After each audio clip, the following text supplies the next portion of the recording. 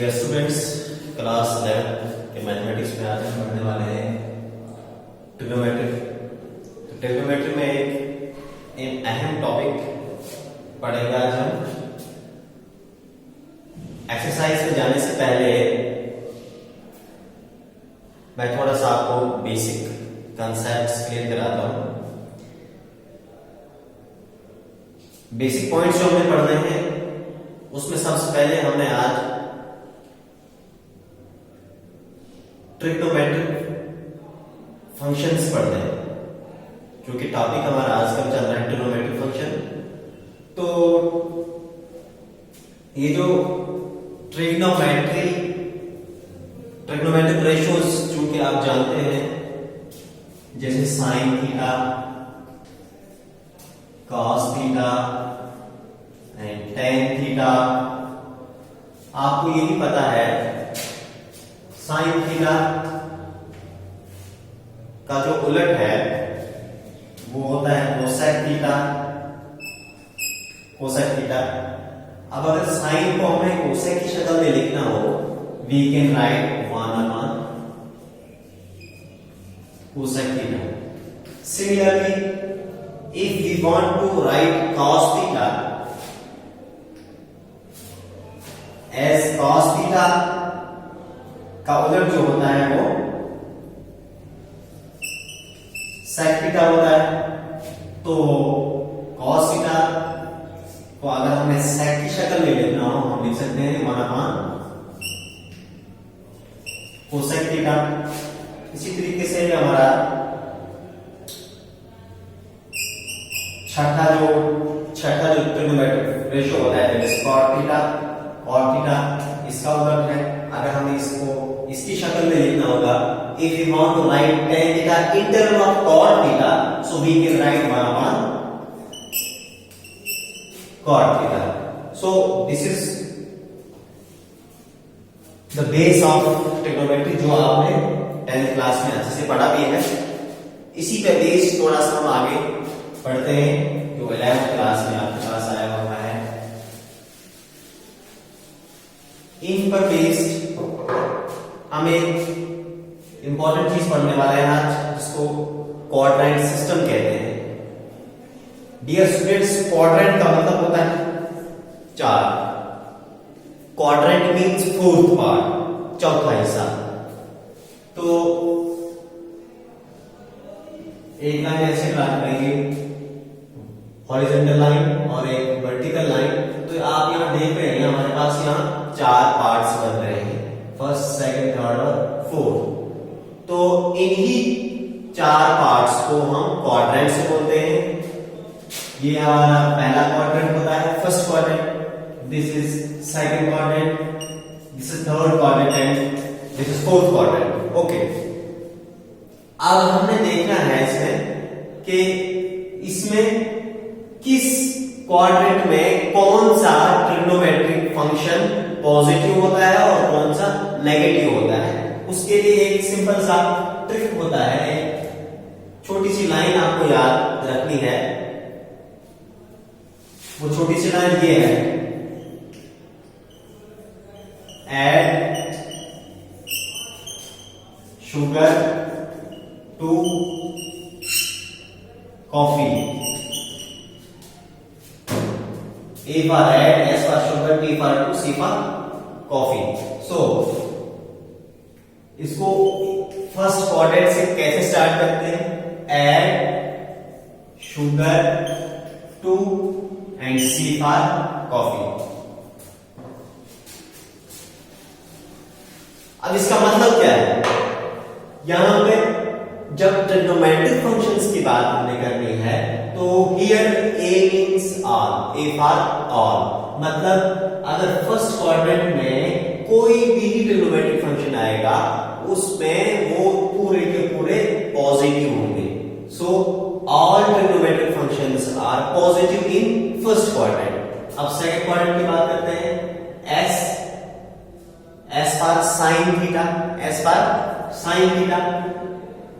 इस क्वाड्रेंट में, इस सेकंड क्वाड्रेंट में साइन थीटा पॉजिटिव होगा, और इसका जो उलट है, इसका उलट क्या था, इसका रेसिप्रोकल क्या था, कोसेक थीटा। इसमें सेकंड क्वाड्रेंट में साइन थीटा और कोसेक थीटा पॉजिटिव होगा। इसके अलावा टेन थीटा, कॉट थीटा, सेक, कॉस जो भी अगर इसमें आएंगे तो वो सब नेगेटिव होंगे, माइनस होंगे। इसी तरीके से T for tan third quadrant में टेन थीटा पॉजिटिव होगा और इसका उलट, इसका रेसिप्रोकल होगा cot theta. tan theta and cot theta are positive in third quadrant and except these two all are negative. Similarly in fourth quadrant C for cos, एक cos और इसका उलट क्या था sec, cos और sec इसमें positive होते हैं और इसके अलावा जो भी ट्रिग्नोमेट्रिक फंक्शंस इसमें फॉल करेंगे वो वाले नेगेटिव। तो this is the base of your trigonometric functions जो आज आप पढ़ने वाले हैं एक्सरसाइज में। तो 3.2 में जो हम पढ़ने वाले हैं तो उसमें ये चीज बहुत इंपॉर्टेंट है और इसको लर्न कीजिएगा अच्छे से, ये काम आने वाला चीज।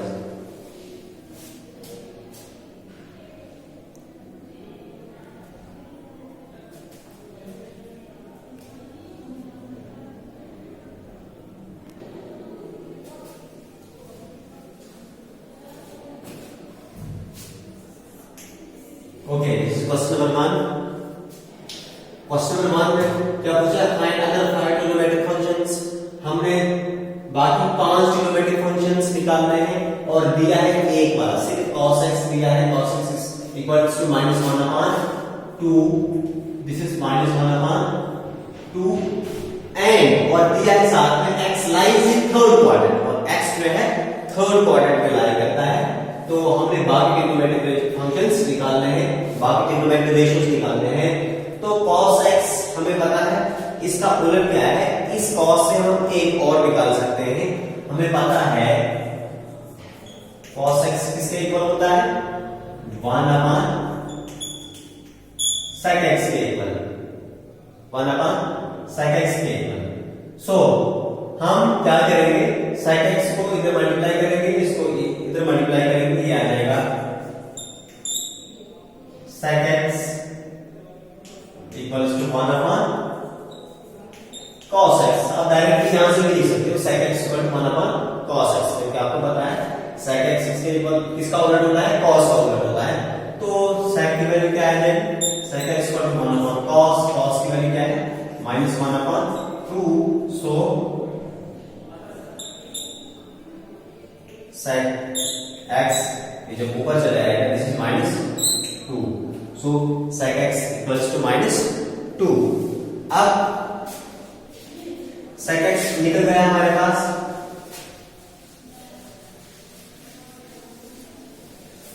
sec x कितना है -2 आया, इसको साइड पे लेके रखते हैं -2, cos x -1/2 के इक्वल है।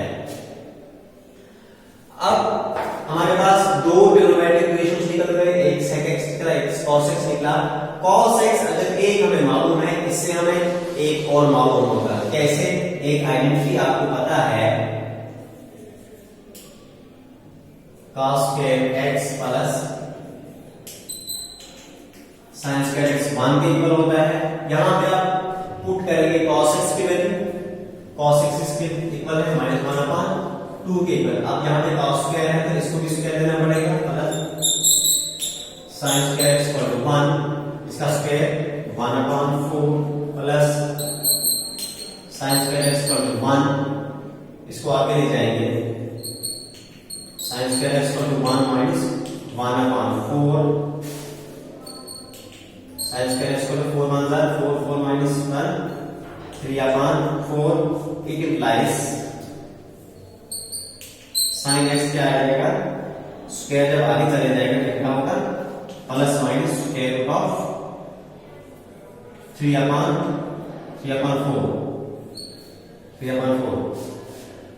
अब sin की वैल्यू, इसको अगर और हम सॉल्व करेंगे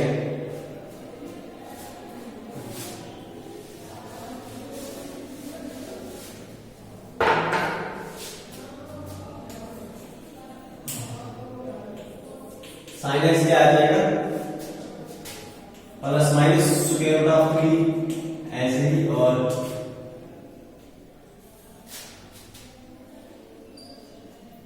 स्क्वायर रूट ऑफ 4 आएगा 2 के इक्वल। अब साइन की वैल्यू हमारे पास दो आ रही है, एक प्लस √3/2 और एक माइनस √3/2। क्योंकि हमने पहले क्वेश्चन में दिया है कि x lies in third quadrant, x किसमें लाई कर रहा था, तीसरे क्वाड्रेंट में। अब हमें पता है जब तीसरे क्वाड्रेंट में first second third add sugar to coffee, तीसरे क्वाड्रेंट में कौन होता है पॉजिटिव, tan और cot, लेकिन यहां पे साइन की वैल्यू आ रही है, साइन की वैल्यू फिर क्या होगी, माइनस होगी। क्यों, ये थर्ड क्वाड्रेंट में लाई कर रहा है, इसने क्वेश्चन में बोला है कि x lies in third quadrant. यहां पे अगर थर्ड क्वाड्रेंट में x लाई कर रहा है तो साइन की वैल्यू माइनस आएगी, प्लस नहीं आएगी। सो साइन एक्स को तो माइनस √3/2, साइन भी निकला, कॉस भी निकला और सेक भी निकला।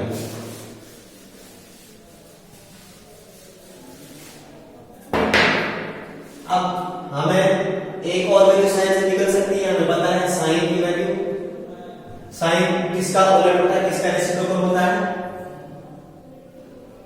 साइन कोसेक का रेसिप्रोकल होता है। हम लिख सकते हैं कोसेक x =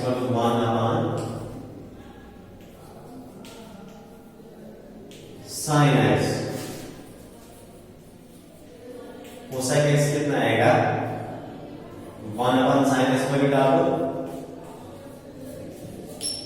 1/ माइनस साइन की वैल्यू -√3/2।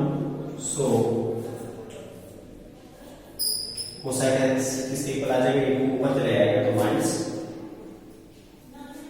2/√3।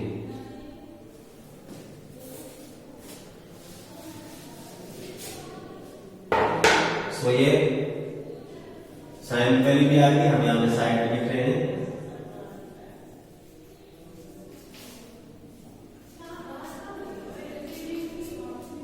और कोसेक की वैल्यू भी आ गई।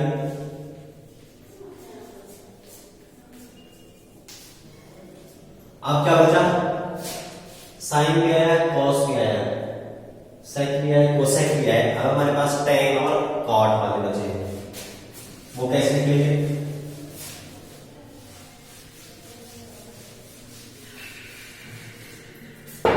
ये फॉर्मूला आपको पता है, tan किसके इक्वल होता है, tan x होता है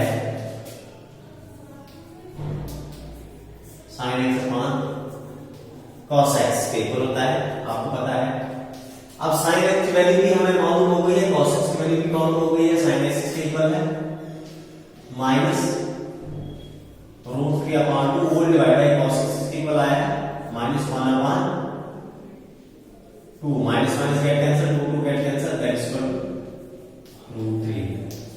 tan x कितना आया, √3 आया। अब cot बचा है हमारे पास, cot x को हम tan की टर्म में लिख सकते हैं, क्योंकि ये आपस में रेसिप्रोकल है, 1/tan x। तो tan की वैल्यू डालो, tan निकला है हमारे पास 1/,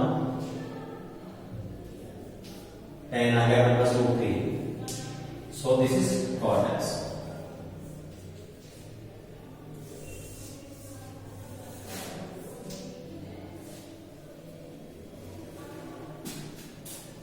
पांच के पे cos x हमारे पास दिया हुआ था, ये दिया था हमारे पास, ये हमने बाकी वाले 5 ट्रिग्नोमेट्रिक निकाले थे, निकल गए 1 2 3 4 एंड 5, 10 निकला हमारे पास। So these are other trigonometric, these are other 5 trigonometric ratios जो हमने निकालने थे।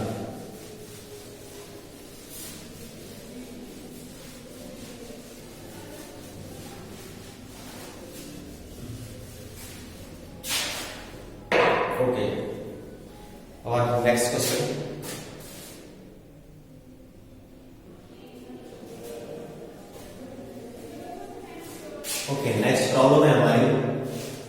Find the value of trigonometric functions. पहले साइन 765 डिग्री है, इस ट्रिग्नोमेट्रिक फंक्शन की हमने वैल्यू निकालनी है।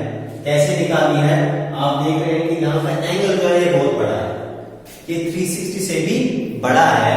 तो जब ये एंगल जो बहुत बड़ा दिया होता है, 360 से भी बड़ा दिया होता है, हम क्या करते हैं, हम उस एंगल को डिवाइड करते हैं 360 से। आप देखिए इसको अगर आप 360 से डिवाइड करेंगे, 765 डिवाइड बाय 360, तो किससे हो गए? 2 से होगा।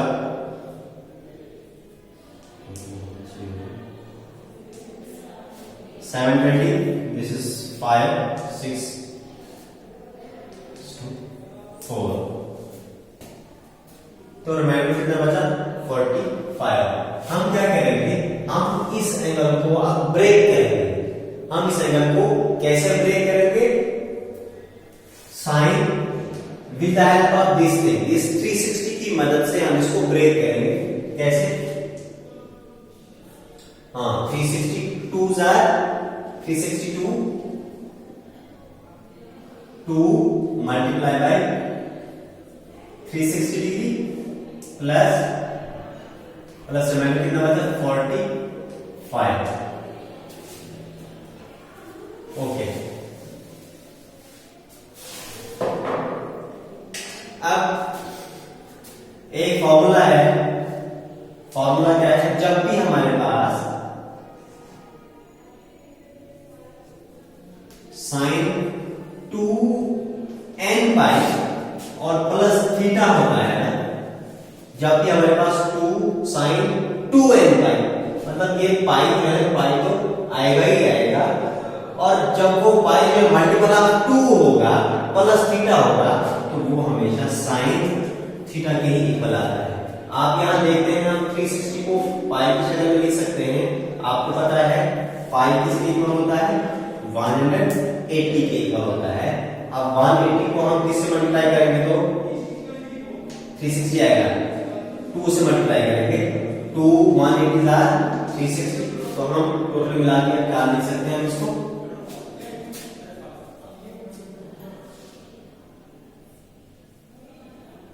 2 into 2 pi plus 45. This is 2n pi plus 45, 2n pi plus theta. अब यहाँ पे 45 हमारे पास थीटा आएगा, तो ये किसके इक्वल होता है? ये एक्सप्रेशन किसके इक्वल होता है? सिर्फ साइन थीटा के इक्वल। कब? जब ये चीज जो है मल्टीपल ऑफ 2 होता है। तो ये चीज आ गया हमारे पास मल्टीपल ऑफ 2, जब हम 2 से मल्टीप्लाई किया इसको, तो टोटल मिला के हमने खाली इस एक्सप्रेशन को खाली हमने क्या लिखना होता है? साइन थीटा ही लिखना होता है, डायरेक्ट साइन थीटा। अब यहाँ पे थीटा क्या है हमारे पास? 45, तो ये डायरेक्ट फार्मूला है हमारे पास, तो हमें पता है साइन 45 की। अब देख सकते हैं आप, ये वैल्यू जो है ये काम आ गई, पहले ये बहुत बड़ी वैल्यू थी, अभी काम आ गई, इसलिए हमें पता है साइन 45 की वैल्यू कितनी होगी? 1/√2। So this is